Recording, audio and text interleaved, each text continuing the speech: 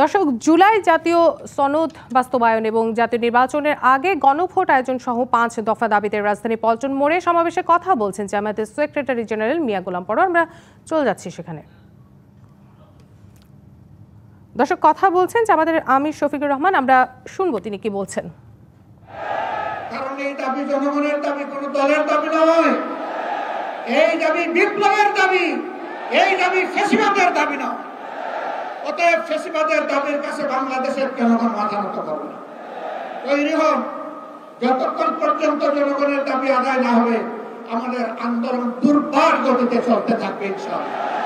আজ এই শীর্ষ নেতৃবৃন্দ এই মিটিং এর পরে আমরা মিলিত হচ্ছি। পরবর্তী কর্মসূচি যত শীঘ্রই আপনারা জানতে পারবেন।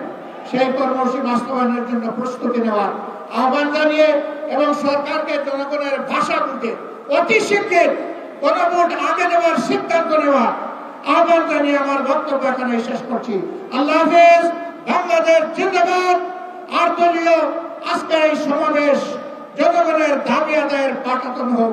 আসসালামু আলাইকুম ওয়া রাহমাতুল্লাহ।